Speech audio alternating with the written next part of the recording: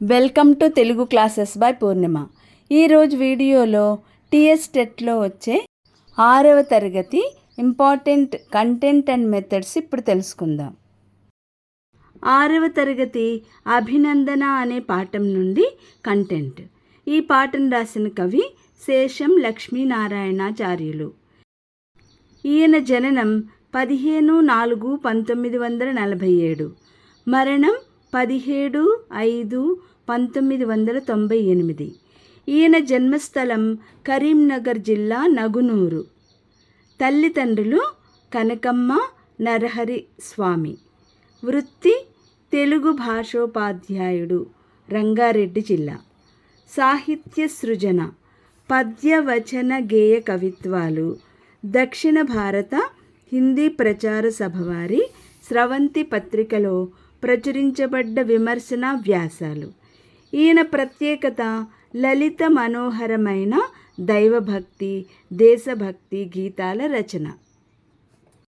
స్వరభారతి గేయ సంకలనమును రచించినది శేషం లక్ష్మీనారాయణాచార్యులు.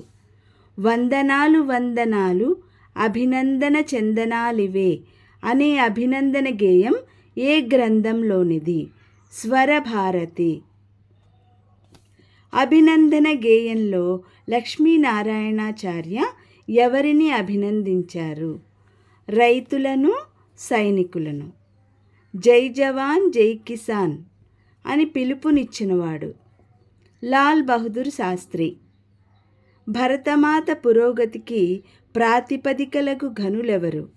రైతులు, సైనికులు. కంటికి రెప్పలాగా, చేను చుట్టూ కంచెలాగా జన్మభూమి కవచమైన ఘనవీరులు, జవానులు. అభినందన పాఠంలోని వ్యాకరణాంశాలు. ఆ, ఆ, ఈ, ఈ వంటి వర్ణాలను అచ్చులు అంటారు. ఖ, ఖ, గా, ఘ వంటి వర్ణాలను హల్లులు అంటారు. ద్విత్వాక్షరం అంటే ఒక హల్లుకు అదే హల్లుకు చెందిన ఒత్తు చేరితే దాన్ని ద్విత్వాక్షరం అంటారు. ఖ, కా ఒత్తు చేరింది కాబట్టి ఇది ద్విత్వాక్షరం. సంయుక్తాక్షరం అంటే ఒక హల్లుకు వేరొక హల్లుకు చెందిన ఒత్తు చేరితే దాన్ని సంయుక్తాక్షరం అంటారు. ఉదాహరణ, నాకి యా ఒత్తు చేరింది కాబట్టి వేరే ఒత్తు కాబట్టి ఇది సంయుక్తాక్షరం. సంశ్లేషాక్షరం అంటే ఒక హల్లుకు ఒకటి కంటే ఎక్కువ హల్లులు చెందిన ఒత్తులు చేరితే దాన్ని సంశ్లేషాక్షరం అంటారు. ఉదాహరణ, క్ష్మి, కీ కింద క్షా ఒత్తు, మా ఒత్తు రెండు ఒత్తులు చేరాయి కాబట్టి ఇది సంశ్లేషాక్షరం. పరవస్తు చిన్నయ్య సూరి కాలం క్రీస్తు శకము 1806 నుండి 1862. ఈయన తల్లిదండ్రులు శ్రీనివాసాంబ, వెంకటరంగాచార్యులు.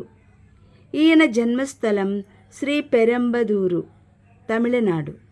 రచనలు బాల వ్యాకరణం, సంస్కృత సూత్రాంధ్ర వ్యాకరణం, పద్యాంధ్ర వ్యాకరణం, విభక్తి బోధిని, అక్షరగుచ్ఛము, ఆంధ్ర శబ్ద చింతామణి వ్యాకరణం, ఆంధ్ర శబ్దానుశాసనం, శబ్ద లక్షణ సంగ్రహం, నీతి చంద్రిక, నీతి సంగ్రహం, సుజనరంజని పత్రిక.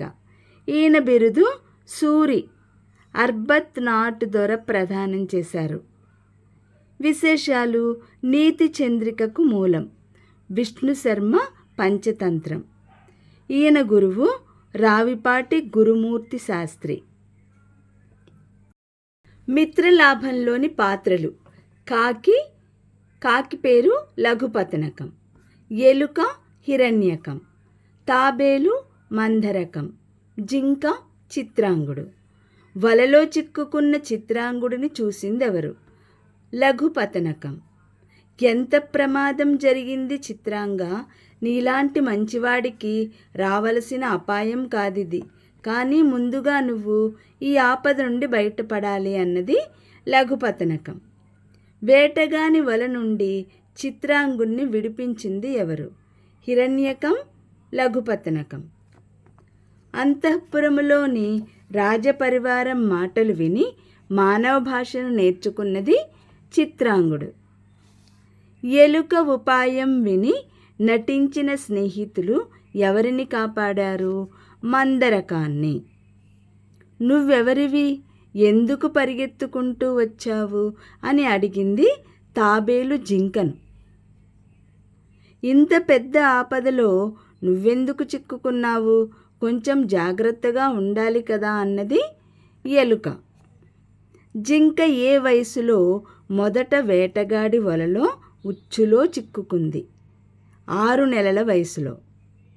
ఏం కొంప మునిగిపోయిందని వచ్చావు, మేం వస్తూనే ఉన్నాం కదా అని ఎలుక తాబేలుతో అంది. ప్రపంచమంతా తిరిగి ప్రత్యేక అవసరాలున్న పిల్లల కోసం పాటుపడినది హెలెన్ కెల్లర్. హెలెన్ కెల్లర్ అంధురాలు. తన ఆత్మకథను బ్రెయిలీ లిపిలో రాసింది. స్నేహబంధం పాఠంలోని భాషాంశాలు అంటే వ్యాకరణాంశాలు తెలుసుకుందాం.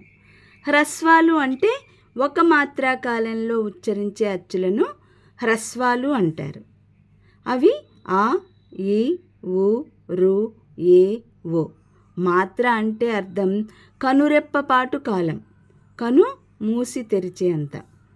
దీర్ఘాలు 2 మాత్రల కాలంలో ఉచ్చరించే అచ్చులను దీర్ఘాలు అంటారు.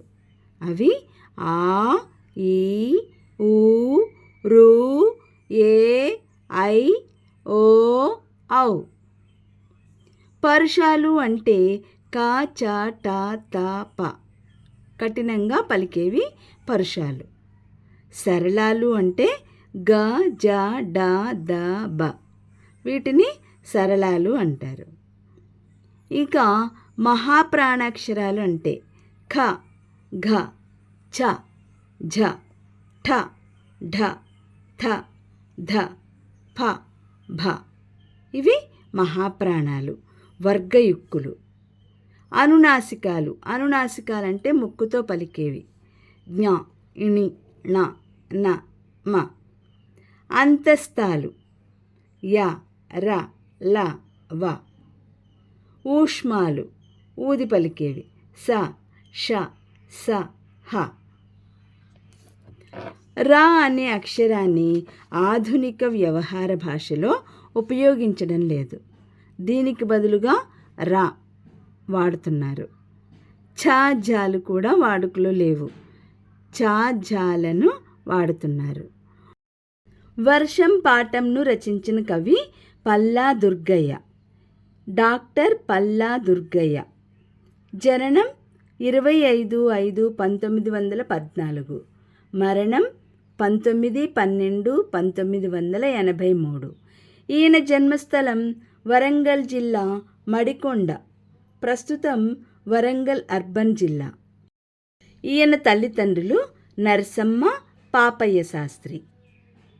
ఇతర రచనలు పాలవెల్లి ఖండకావ్యం, గంగిరెద్దు అధిక్షేప కావ్యం. టిఎస్ టెట్ 2022లో వచ్చింది. ప్రబంధ వాంగ్మయ వికాసం అంటే పరిశోధనా గ్రంథం. చతురవచోనిధి విమర్శనా గ్రంథం. అల్లసాని పెద్దన విమర్శనా గ్రంథం. పరిశోధన గ్రంథం 16వ శతాబ్ది అందలి ప్రబంధ వాంగ్మయం, తద్వికాసం. ఈయన శైలి తెలంగాణ పదజాలంతో సున్నితమైన హాస్యంగా ఉంటుంది. ఈయన ప్రత్యేకత ఉస్మానియా విశ్వవిద్యాలయం నుండి తెలుగులో మొదటి ఎంఏ పట్టాను అందుకున్నవాడు. చిటపట, పటపట, పుటపుట, జరుక్కు జరుక్కు అనునవి ధ్వన్యనుకరణ శబ్దాలు. ప్రభుపాలితులనక ప్రజలందరూ ఛత్రపతులయ్యేదెప్పుడు? వర్షాగమనమున. నెరియలు వారిన నేల నీటితో నాడి చూస్తే నీడలు కనబడుటను కవి దేనితో పోల్చాడు? అద్దములు తాపినట్లున్నదని. పులకరించి భూసతి రామచిలుక ఎయ్యే అను వాక్యమునందలి ఉపమేయం రామచిలుక. మీసాలు దువ్వు అనే జాతీయానికి అర్థం గర్వించు. నడుం కట్టు అను జాతీయానికి అర్థం పూనుకొను. వానదేవుడు ఉన్నత సౌధాల మీద దాడి చేయడం కుదరక ఎవరి మీద దాడి చేయును? గుడిసెలపై. ఈ పాఠంలోని భాషాంశాలు. పుంలింగాలు అంటే పురుషవాచక శబ్దాలు, పురుషులకు సంబంధించినవి. ప్రదీప్, సందీప్, నాన్న ఇవి పురుషవాచక శబ్దాలు. స్త్రీలింగాలు స్త్రీవాచక శబ్దాలు అంటే గీత, లత మొదలగునవి. నపుంసకలింగాలు అంటే పై రెండు కానటువంటివి, అంటే మానవ సంబంధం కానివి. వాటిని వస్తు, పక్షి, జంతువాచక శబ్దాలు. పిల్లి, ఎలుక, చెట్టు. లేఖ వ్రాస్తున్న శైలజది ఏ ఊరు? వేముల. శైలజ ఎవరికి లేఖ వ్రాస్తున్నది? రంగాపురానికి చెందిన లలితకు. నాగార్జునకొండపై విశ్వవిద్యాలయాన్ని స్థాపించినవాడు ఆచార్య నాగార్జునుడు. స్వయంభూ దేవాలయం, కుష్ మహల్, నాట్య మండపం ఎక్కడ ఉన్నాయి? వరంగల్ కోటలో. తెలంగాణ రాష్ట్ర చిహ్నంలోని శిలాతోరణం ఎక్కడి నుండి గ్రహించారు? వరంగల్లు. ఇత్తడి కళాఖండాల తయారీకి ప్రసిద్ధిగాంచిన ప్రాంతం పెంబర్తి. రామప్ప దేవాలయాన్ని కట్టించినవాడు గణపతి దేవుని సేనాని రేచెర్ల రుద్రుడు.